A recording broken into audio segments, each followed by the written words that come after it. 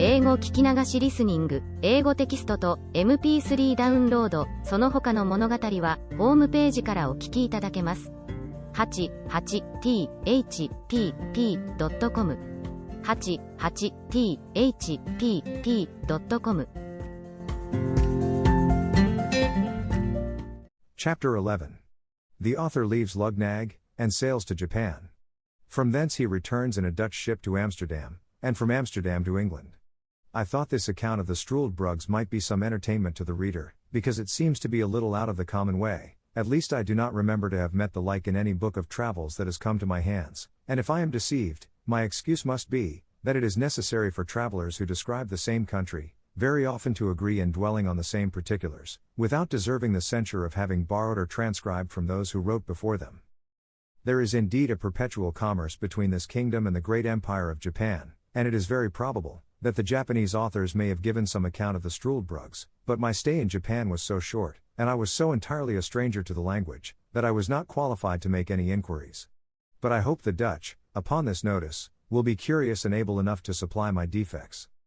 His Majesty having often pressed me to accept some employment in his court, and finding me absolutely determined to return to my native country, was pleased to give me his license to depart, and honored me with a letter of recommendation, under his own hand, to the Emperor of Japan. He likewise presented me with 444 large pieces of gold, this nation delighting in even numbers, and a red diamond, which I sold in England for £1,100. On the 6th day of May, 1709, I took a solemn leave of His Majesty, and all my friends. This prince was so gracious as to order a guard to conduct me to Glangenstald, which is a royal port to the southwest part of the island. In 6 days I found a vessel ready to carry me to Japan, and spent 15 days in the voyage. We landed at a small port town called Zamoski, situated on the southeast part of Japan. The town lies on the western point, where there is a narrow strait leading northward into a long arm of the sea, upon the northwest part of which, Yedo, the metropolis, stands.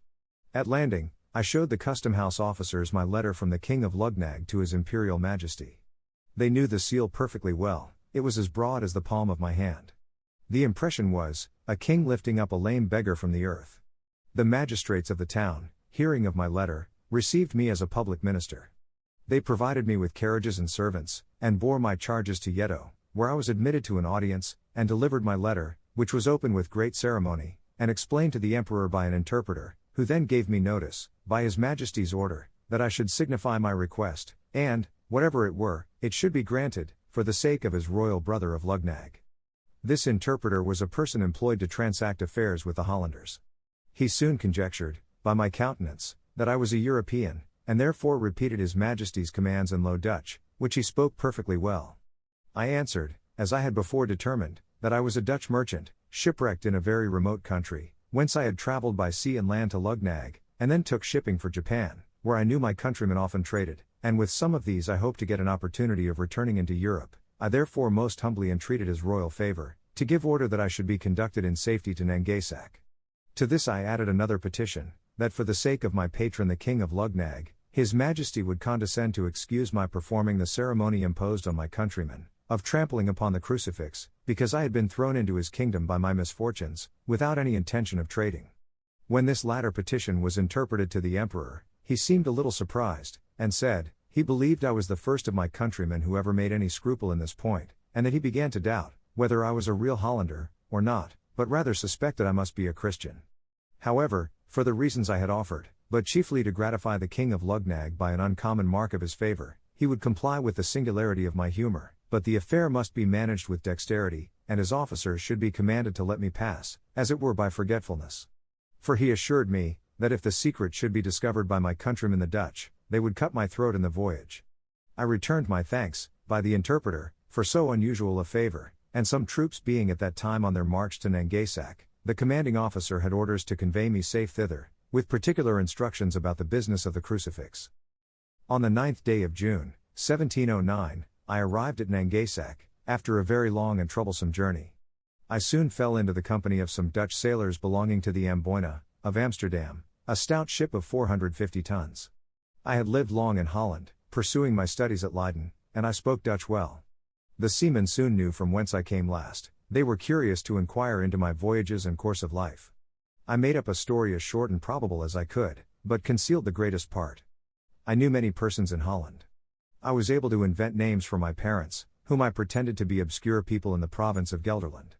I would have given the captain, one Theodorus Vangrold, what he pleased to ask for my voyage to Holland, but understanding I was a surgeon, he was contented to take half the usual rate, on condition that I would serve him in the way of my calling. Before we took shipping, I was often asked by some of the crew, whether I had performed the ceremony above mentioned. I evaded the question by general answers, that I had satisfied the emperor and court in all particulars.